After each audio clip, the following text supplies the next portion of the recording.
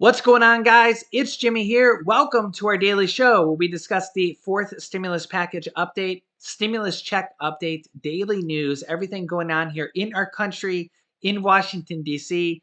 Pretty much everything you need to know about on a daily basis. Money, investing, the stock market. You know it. I'll be here with you guys every single day. If you haven't subscribed to our YouTube channel yet, make sure to click the subscribe button down below. It's completely free to do so. I'll keep you up to date with everything. And thank you so much for hitting the like button for us down below. It really helps out our channel. We got a lot to talk about here today, so let's jump right in.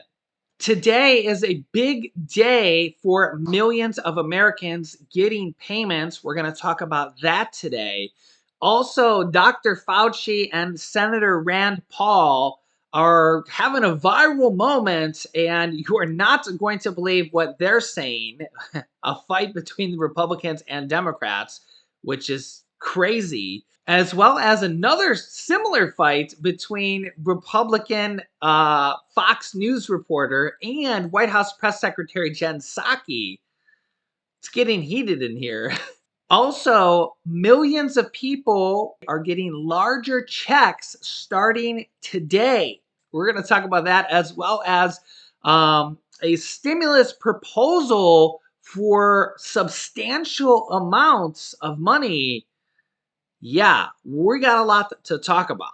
And you are not going to believe what is going on between the Republicans and the Democrats, particularly with Dr. Fauci and Republican Senator Rand Paul, and with the White House press secretary and a Fox News reporter.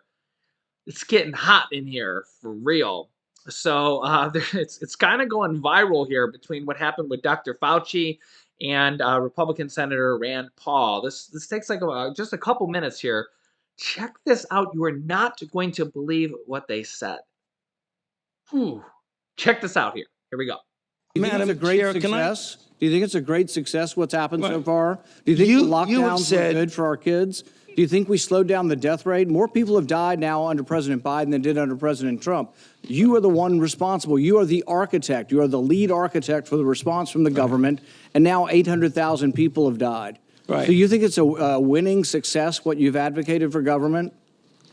Senator, first of all, if you look at everything that I said, you accuse me of in a monolithic way telling people what they need to do. Everything that I've said has been in support of the CDC guidelines. Wear a mask, get boosted. And you've advocated to make it coercive take a look at everything that I've said. You've advocated that it be done by mandate. Right. You've advocated that your infallible opinion be dictated by law. Right. So again, Madam Chair, I would like just a couple of minutes because this happens all the time. You personally attack me, and with absolutely not a shred of evidence of anything you say. So I would like to make something clear to the committee.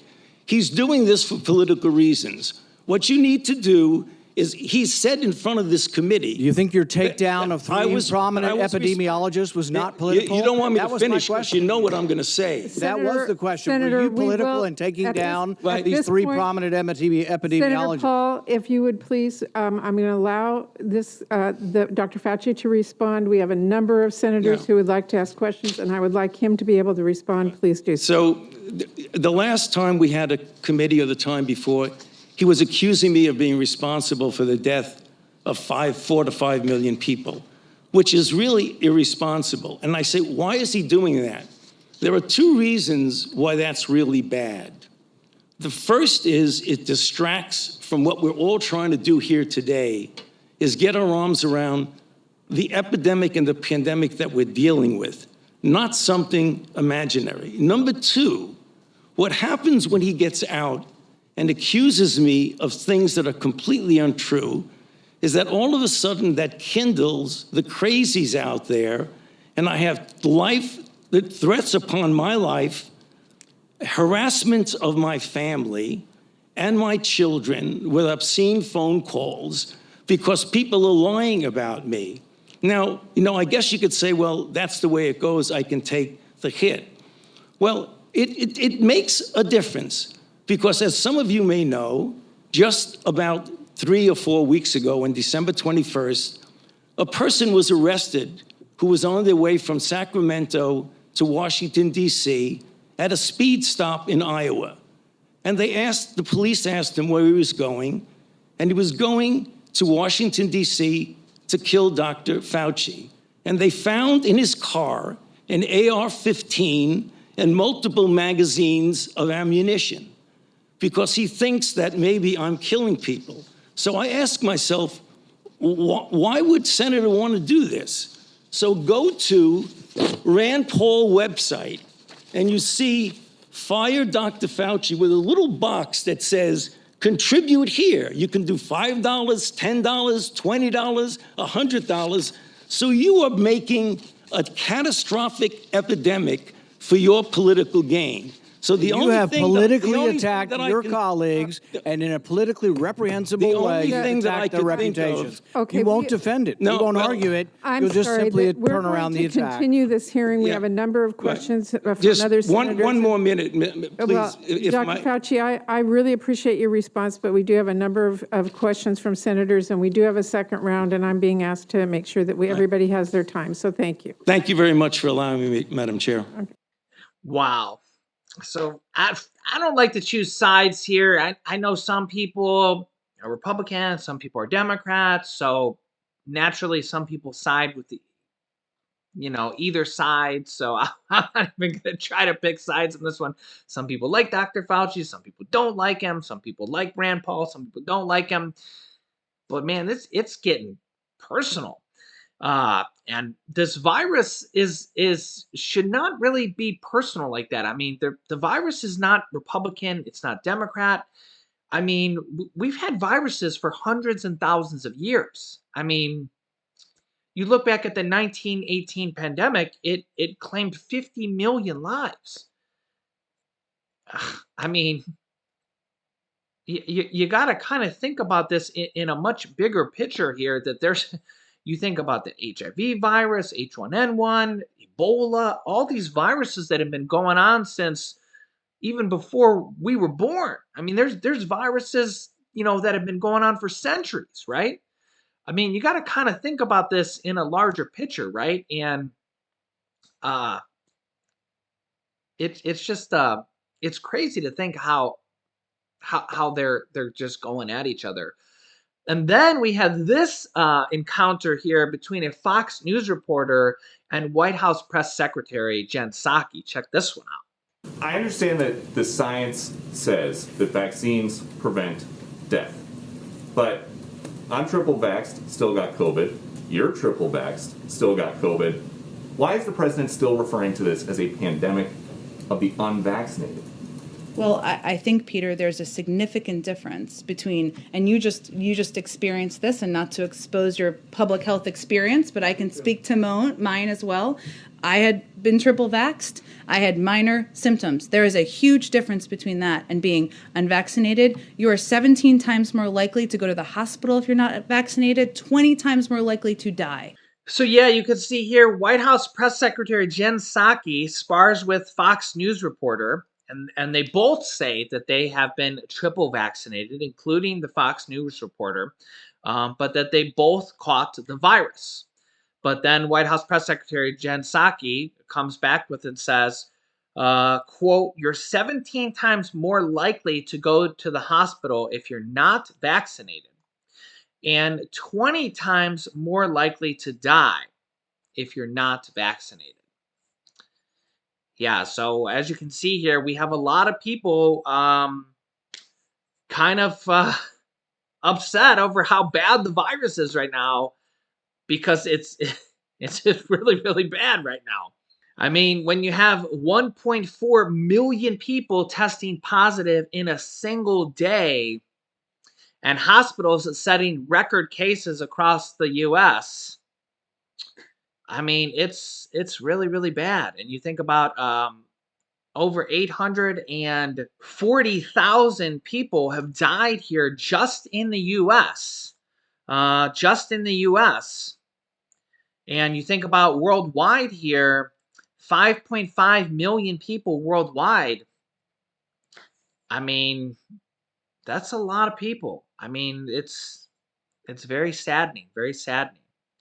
And this kind of makes me, or it makes a lot of people think that we need more support in the form of stimulus and monetary support, economic support. Think about right now, we actually have over 5 million Americans are staying home from work because they've tested positive and are quarantining. And in fact, this headline here is from the 10th. That was before the 1.4 million people tested positive. So it's probably over 6 million people that are quarantining right now. Maybe even getting close to 7 million people now that are having to quarantine because they've tested positive. So think about all the people that are now missing out on paychecks that can't go to work. If you don't have paid family and medical leave from your employer, which only a lot of really good employers have that, a lot of small business employers do not offer that. And again, we're the only first world country that doesn't offer that on a national basis. A lot of people are really struggling right now. A lot of people. Think about all the people. There's 25% of people, based on a new study, that are behind on their bills right now. That's about 80 million people. It's just absolutely just insane. This pandemic is just really just it's exacerbating kind of our economic problems. The Social Security benefit payments, the larger payments start today for people that's birthdays that haven't got their payments yet already on the 1st or the 3rd. If your birthdays fall between the 1st and the 10th of the month, your payment date is probably today on January 12th. You can see here the next Social Security payment is Wednesday, January 12th, which is today for anybody's whose birthdays fall between the 1st and the 10th of the month, as you can see here.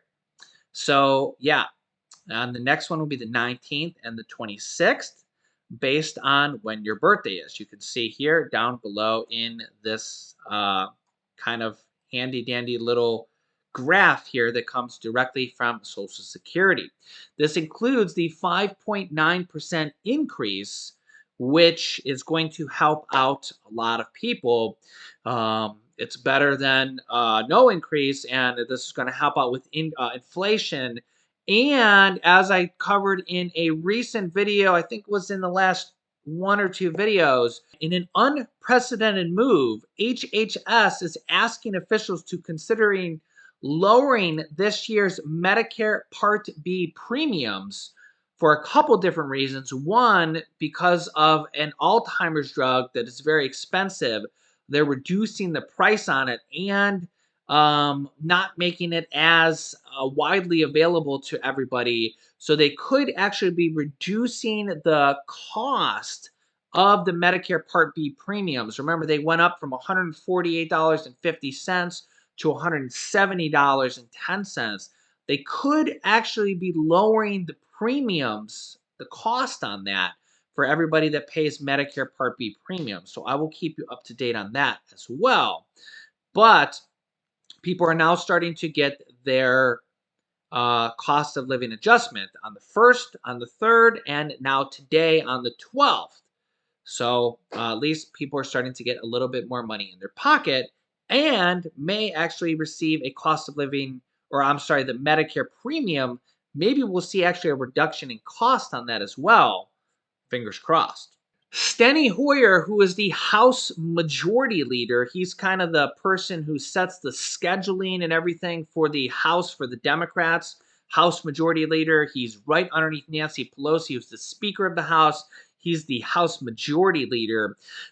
Says the White House to ask for more pandemic relief funds, aka stimulus relief funds. I honestly think that we might see several different type of relief measures, stimulus funds, just depending on how they do it. I don't know if we'll see one big large package, but we'll have to see what ends up shaking down here.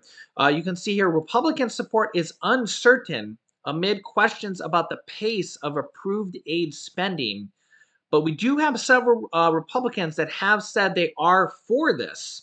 But we'll have to see how many votes we get this and how it all goes down. The Biden administration is preparing to ask Congress for substantial funding to address the ongoing pandemic domestically and abroad, according to House Majority Leader Steny Hoyer. Very interesting. Hoyer did not say whether congressional leaders would seek to tie forthcoming supplemental spending requests for funding the government, but he added that the pandemic aid has, quote, has an immediacy and an urgency that should compel us to move quickly. Yeah. An immediacy and an urgency that should compel us to move quickly, and substantial amount of funding are the key words here. And I'm seeing a lot of headlines like this. What's behind the push for a fourth stimulus check? And new virus stimulus checks could come soon. Democrats and Republicans discussing new stimulus checks, new stimulus packages, as well as the child tax credits, which are expired now. The January 15th stimulus or child tax credit payment, which would have been in 3 more days, is not going to be happening because they have not passed the child tax credit extension. So we have a lot of different talks here, potential stimulus checks for adults, aka like normal type of stimulus checks you would think about. We have a lot of the state stimulus checks on the burners as well. A lot of states are considering stimulus checks for 2022. And the child tax credits to be extended. That's for like 60 million people. And Social Security raises in addition to the 5.9% cost of living adjustment, which actually, that has already gone through.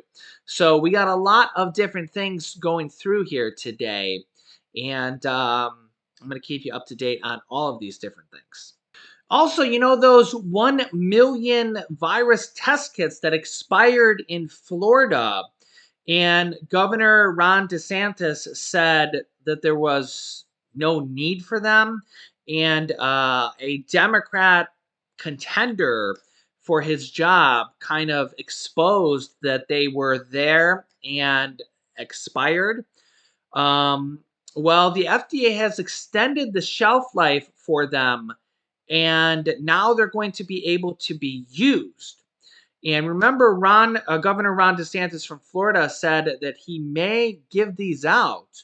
So they may go to seniors. So we'll have to see what happens. They may actually go out potentially for free. So we'll have to see. The FDA says that they have extended the expiration for almost 1 million of these tests for 3 months. So they have used an emergency use authorization to extend these test kits for 3 months. So we'll have to see how they distribute them, potentially for free, the governor had previously mentioned, potentially to seniors as well. So I will keep you up to date on that. So let me know your thoughts down below in the comments. I'll keep you up to date here with everything going on here with stimulus, daily news, everything you need to know about. Make sure to click the subscribe button down below and subscribe to our YouTube channel if you haven't yet. It's completely free to do so you don't miss out on new videos that come out here every day at 10 a.m., 3 p.m., and 8 p.m. Eastern Standard Time. You can also click the share button down below to share this video with your family and friends so that they know what's going on as well and they can join the channel as well. You can click here to watch our newest video next. And this video is about an important date coming up January 24th that you'll want to know about as well. So click on one of those videos next. Thanks, guys, and I will see you in the next video.